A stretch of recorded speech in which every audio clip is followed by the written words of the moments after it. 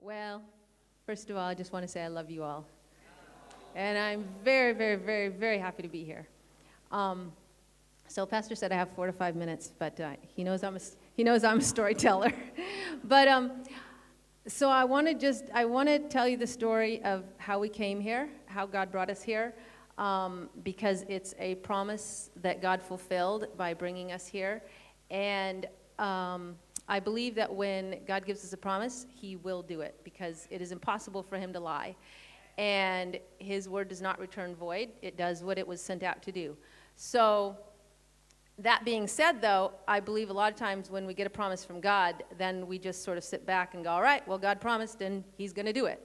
But our story is one of many, many, many sacrifices, suffering. There was lots of tears.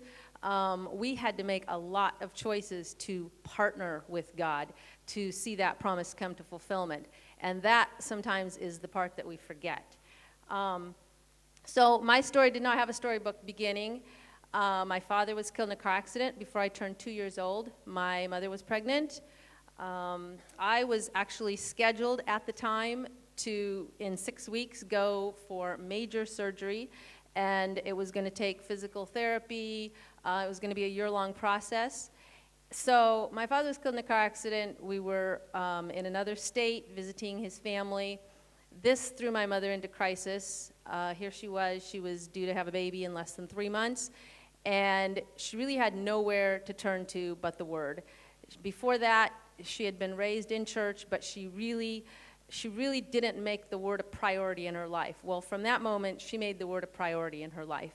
And one of the things that my mother did was she read the Word to myself starting about 2 years old. She would come to the hospital every day when I was in the hospital, read the Word to me every single day. So that is my memories from when I was 2 years old, is having the Word read to me every single day, morning and night. We spent a half an hour in the morning, half an hour at night. She started in Genesis 1, verse 1 in the morning, Matthew 1, verse 1 in the evening. And she read every single word. And then when we learned to read, we read every single word. And we read really fast through Song of Solomon's, I'll have to tell you that. She wasn't sure what to do about it. But we read every single word. And so from the best I can recollect from about how long it would take to read through the Bible, because sometimes we read a chapter, sometimes we read 2 or 3. She also was very good about letting us ask lots of questions. We could interrupt at any time and ask questions. She'd pull out the dictionary. My mother only had an 8th grade education. And we'd pull out the dictionary, look up words. We used the King James Version. And then when we started writing, and as part of our school, she had us memorize tons of scripture. In fact, at one point I had, when she moved, I went through paperwork in her house, and there was almost a foot-high stack of papers of every Bible verse I had ever written in my life. So she put the Word in us, and that Word became life, and that Word will not return void. When I was 7 years old, a dream was born in me. Some friends, actually, I didn't know the couple. My mom knew the couple, but they adopted a baby girl from India, and I fell in love. And my aunt babysitted this baby girl, and that was my dream. One day, I was going to go to India, and I'm still not in India, by the way, but I'm surrounded by a bunch of Indians, and it's very close, so I'm very excited. But that was kind of my first inclination that God gives us dreams. God puts visions in our hearts. And I was seeing that in the Bible as we would read it over and over and over. I believe between 8 to 10 times I had either heard to me or read the Bible from cover to cover by the time I was 16 years old. Because then when I was 16 is when I started my full-time job, and then it was up to me to read the Bible. When I was 15 years old, I completely surrendered my life to God. Now, there was no doubt in my mind all the time before that God was real, he was genuine, but I hadn't said, I will serve you, I will go wherever you say, I will do whatever you say. And at 15, I laid in my bed, and that's what I said. And God gave me Jeremiah 1. It was probably 1 o'clock in the morning. I fell asleep, woke up the next morning, read Jeremiah 1. And Jeremiah 1 says, I have appointed you as a prophet to the nations. And I went, wow, I'm going to the nations. Cool, because God said it, so God will do it. And so from that time, a very deep love for all the nations of the world was put into me. I couldn't hear of anything anywhere without it feeling like a disaster had happened to my family next to me. The next step was partnering with God. When I was 18, I went to Youth with a Mission. I did their 5-month-long discipleship training school. God reaffirmed. I had Jeremiah 1 prophesied over me there. And these people didn't know my story. So they didn't know God had already said that back when I was 15. When I was 19, I went to Guatemala to language school to learn Spanish. Was there 3.5 months and just loved every bit of it. Loved the little stick huts, loved, eating outside, dirt floors, pigs and chickens and the family all sleeping together on one mattress. I just didn't care. It didn't matter. Rats in the hole the size of, house cats, and I didn't care. It didn't matter. I was there. I was in the nations. I was, doing it, loving people. And Ken and I and Adrian went to YWAM. In Mexico, lived in Mexico for 5 months. God was putting together the pieces of the dream is what I'm trying to show you. And we were choosing to partner with that. Jeremiah 1 was prophesied twice over Ken and I in our marriage, once after we had just been married about a year, and then when we were in YWAM for the 5 months, we had Jeremiah 1 prophesied over us. In the last 10 years, we've been here 1 year now, the 10 years previous to that, God really started, putting us on the fast track, so to speak. God birthed the same dream, the same love for the nations in everyone in our family. Ken's flying started taking him all over the world, and he would come back and just say, "Oh, honey, you would love it here, you would love it there, you would love, And I said, I know. You're speaking to the choir here. When can I go? When can I go? But in that last 10 years, God brought, in the last 11 years, so including here, in the last year we've been to 6 countries, the boys and I. Ken has flown to probably added 10 more countries in the last year. But in the 10 years previous to that, God brought me to 12 countries through various mission trips and joining Ken on trips. And just our love for the nations continued to grow. Particularly at that point, I started having much more of a burden for Asia and for the peoples of the Middle East. I can't tell you how hard I sobbed when the tsunami happened in Indonesia. I mean, I felt like I had lost all my family. And all Asia was just front and center, front and center, front and center. Middle East, front and center, front and center.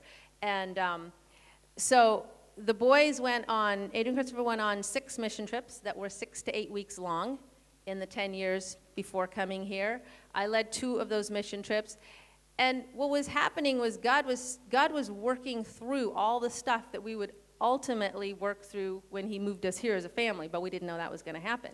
Because all the cultural stuff, culture shock, all of that was slowly getting stripped away to where now when we go to another country, number one, we don't expect anything to be like the U.S., so we don't really have culture shock. We're just like, oh, look, this is how they do things here. Cool, wonderful. Let's figure out how, we'll do it too. And but it was all a choice. We could have said, this is impossible, we can't do this. Because 2 of the years that the boys went on mission trips that I led their teams, we had to raise 30,000 ringgit to go. I mean, all of these things were completely impossible in the natural. It was only by believing God, because God said, I'm going to take you to the nations. I have appointed you as a prophet, which is to speak truth to the nations, okay, to everybody we come in contact with. And by believing that and then choosing to say yes to God to every opportunity that came our way, that is how God brought the ultimate fulfillment. So 1 year ago, in fact, tomorrow will be 1 year that the boys and I left the U.S. and came here. Ken came here December 4th, a year ago, this past December 4th. God had so prepared us. This move here was our 20th move in 21 years of marriage. So we had gone through everything. This was actually probably our easiest move, even though it was our first big, major overseas move. It was the first time I didn't cry at all. It was a miracle.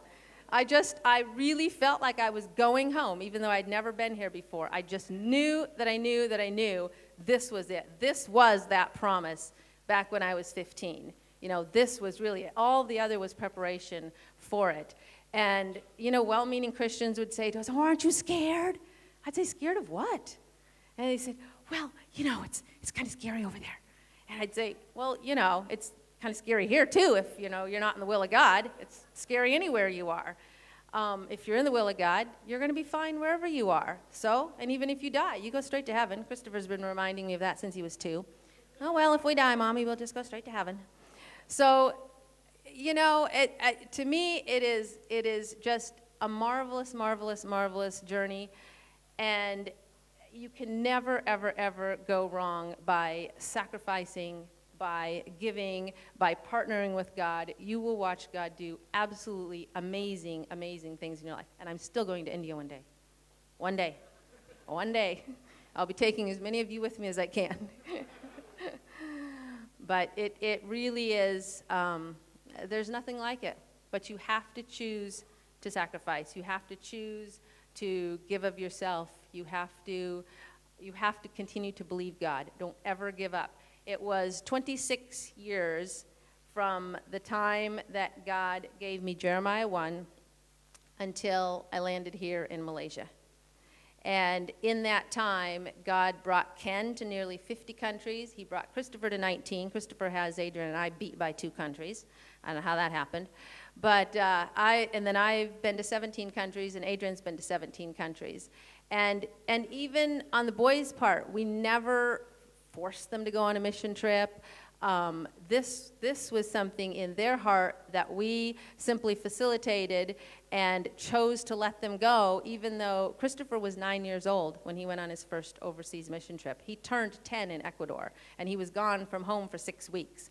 I mean, now I sort of look back on it, and I kind of understand what some of those moms were saying. He's so little, you know. But when you are choosing to believe God, you don't look at the circumstances, and that's the difference. In my mind, I didn't go, oh, he's only 9. He can't go on a mission trip.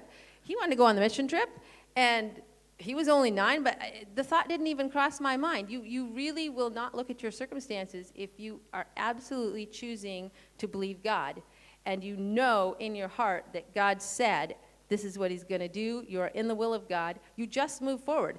You know, raising 30,000 ringgit, we did that in 4 months. It was absolutely impossible. It really was impossible. And God did it just because God said, this is what I want to do in your life, and it's your job now to take the steps. And that was one of the steps. God had work to do.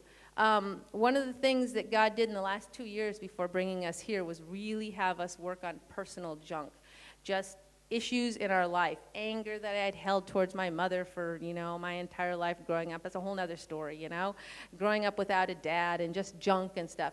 So take the steps, deal with everything God wants to deal with in your life. If God puts a dream in you and God gives an opportunity, don't stop and look at your circumstances. Well, that's impossible. I have no money. How can I do that? You know, forget it. Forget it. You will see God supply every one of your needs if you just step out of the boat. Then you can walk on water. That's the name of a book Adrian's been reading. But you cannot see the miracle until you take the first step. You will not. You have to take the step first, and then the miracle will appear. It works every time. So, thank you.